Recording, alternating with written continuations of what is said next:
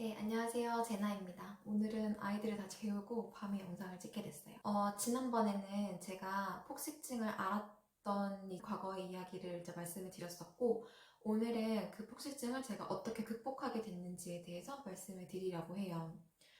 먼저 첫 번째는 부모님이 알게 되시면서 정신과를 가게 된 거였어요. 어, 정말 알리고 싶지 않았는데 결국에는 부모님이 알게 되셨고, 당시에 이제 어머니가 식이장애로 유명한 정신과를 찾아서 저를 이제 데리고 가셨던 거죠. 의사 선생님을 만났던 거는 잘 기억이 안 나요. 그리고 뭐 그분이랑 그냥 짧게 이야기만 하고, 그 다음에 어떤 치료를 받았냐면, 일단 저의 현재 상황과 어떤 것으로 인해서 저에게 이런 정신적인 문제가 오게 됐는지에 대한 거를 이제 뭐 확인하기 위한 심리 상담을 진행을 했었고요. 그리고 저는 약을 먹었는지는 사실 잘 기억이 나지는 않아요. 거의 안 먹었던 것 같아요. 그 다음에 어떤 치료를 그 병원에서 했느냐. 일주일에 몇 번 정해진 날에 정해진 그 시간에 병원에를 가요.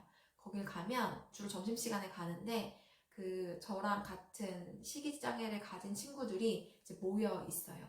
그럼 다 같이 그 친구들이랑 거기에 앉아서 먹고 싶은 메뉴, 한식 메뉴 하나를 다 주문을 합니다. 그리고 이제 배달이 온 그 밥상, 저 1인 밥상을 처음부터 끝까지 다 먹는 연습을 해요. 다이어트 할 때는 절대로 밥 한 공기 다 안 먹잖아요. 밥만 먹고 이제 그러는데, 그거를 처음부터 끝까지 그냥 천천히 그 음식의 맛을 음미하면서 먹는 연습을 해요. 사실 이게 연습까지 해야 될 일인가 싶은데 그 연습을 해요. 근데 그래서 항상 뭔가 나에게 주어진 그냥 이 밥상에 되게 감사하는 마음을 가지면서 나는 이 음식을 즐기며 맛있게 먹었다. 그리고 이제 다 먹었더니 배가 부르다. 라는 걸 느끼는 너무 당연한 이 식사 과정을 연습을 하는 거죠.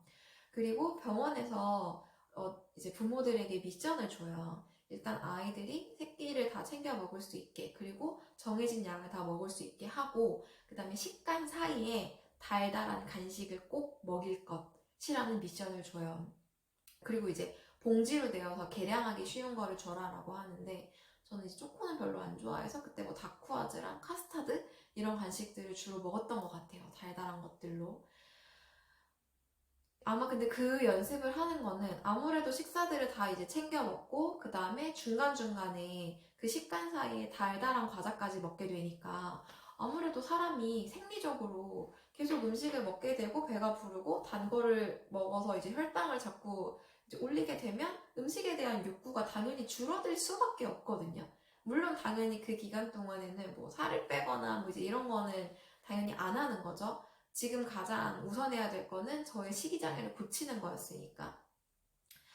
사실 폭식증이라는 것 자체가 그 원인이 무엇이든 간에 음식을 먹고 싶은 욕구, 그거를 참을 수가 없기 때문에 이제 발생을 하는 거잖아요.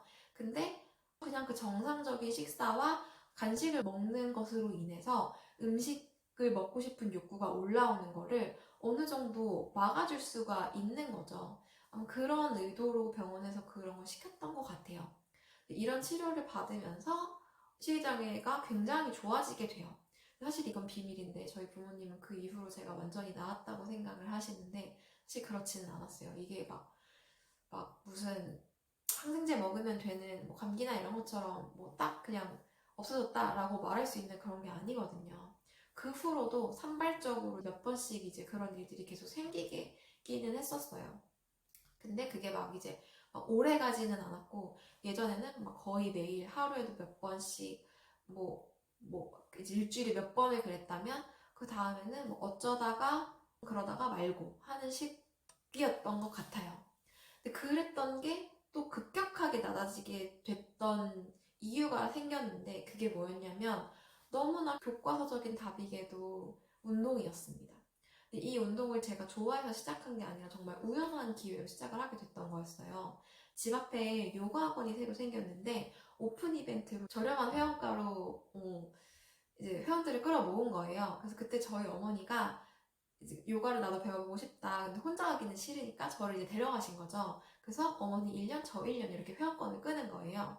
그런데 요가 동작이 이렇게 바닥에 손을 대는 동작이 많은데 초보자들이 힘도 잘 못 쓰는 상태에서 이제 무게만 계속 손목에 실리다 보니까 손목에 자칫하면 무리가 되게 많이 갈 수 있어요.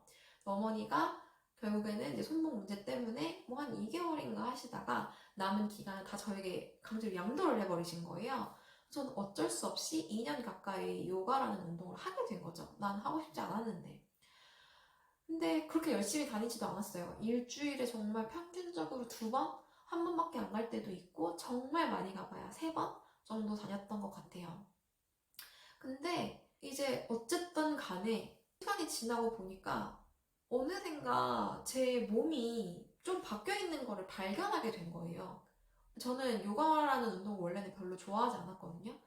저는 워낙에 좀 이렇게 막 몸을 막 움직이고 하는 스포츠들을 되게 좋아했어서 요가는 되게 정적이고 그거는 유연성이나 기르는 운동이지 그게 무슨 얼마나 운동이 되겠어 라고 생각을 했었어서 별로 그렇게 하고 싶었던 운동이 아니었는데 이게 하다 보니까 생각보다 근력도 되게 많이 필요하고 근지근력도 그릴 수가 있고 뭐 유연성은 당연하고 굉장히 여러 가지 효과를 얻을 수 있는 운동이었던 거예요. 그 운동을 꾸준히 하다 보니 이전에는 제가 인바디를 재면 제 기초 대사량이 뭐 700, 800 이 정도밖에 안 될 정도로 엄청 낮았어요. 워낙에 근력 같은 게 없어가지고. 근데 그거를 꾸준히 했더니 제 몸에 힘도 생기고 근육도 많이 생기고 하면서 기초 대사량 자체가 되게 많이 올라가게 된 거죠. 근데 그렇게 되면서 몸이 자체가 바뀌다 보니까 제가 음식을 뭔가를 많이 먹거나 해도 더 이상 예전처럼 몸무게가 미친 듯이 널뛰지 않더라고요.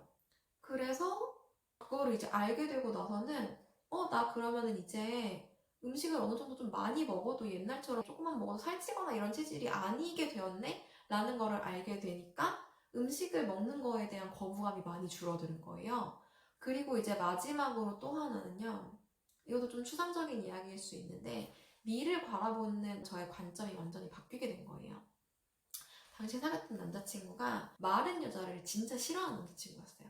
자기는 통통하고 좀 이제 그런 여자를 좋아하는 남자친구였는데 그 남자친구한테 계속 이제 그런 이야기를 듣다 보니까 마른 것만이 아름다운 건 아니구나 라는 생각을 그제서야 인정하고 받아들이게 된 거예요. 그 전까지는 아무리 그래도 날씬해야 이쁘지 라고 생각을 했었거든요. 그리고 나이가 또 들면서 이게 정말 좀 너무 철학적인 이야기일 수 있는데 정말 그 사람마다 가지고 있는 고유의 아름다움이 있다는 게 정말 보이기 시작을 하고 그러다 보니까 그 미의 기준에 저를 끼워 맞출 필요가 없어지게 된 거예요. 그래서 나는 이제 그렇게 마르거나 하지 않아도 충분히 아름답고 사랑받을 수 있는 사람이고 매력이 있을 수 있는 사람이고 라는 생각을 이제 그제서야 하게 된 거예요. 그렇게 되면서 그 다음부터는 몸무게나 몸매에 대한 강박이 정말 많이 줄어들게 된 거죠. 음식을 먹는 것도 많이 먹고 싶을 수 당연히 있는 거고 많이 먹어도 괜찮고 살이 조금 찌더라도 이제는 좀 잡혀있는 몸이 있으니까 조금 더 열심히 운동하고 하면 또 괜찮아지고 또 어떤 때는 식욕이 되게 없어요. 그러면은 그런 때는 그냥 또 뭐 한두 끼는 안 먹기도 하고 정말 이제는 1년 중에 제 몸무게가 거의 변하지가 않고 꾸준하게 유지가 되는 거예요. 이제 그러면서 폭식증에서는 완전히 탈출을 하게 됐죠. 이게 너무 사실 이상적이고 교과서적인 이야기일 수도 있을 것 같아요. 왜냐면 병원에 갔다 왔어요. 그 다음에 운동을 하게 됐어요. 그 다음에 마른 사람만이 아름답다고 생각하지 않게 됐어요. 사실 너무 이상적이고 교과서적인 이야기일 수가 있다고 생각이 되는데 그래도 어쨌든 간에 저 나름 되게 긴 시간 동안에 그 폭식증 때문에 사실 고통 많이 받았던 사람이긴 하거든요. 이런 스토리를 거쳐서 완치가 된 케이스도 있구나 라고 참고 정도 해주시면 좋을 것 같아요.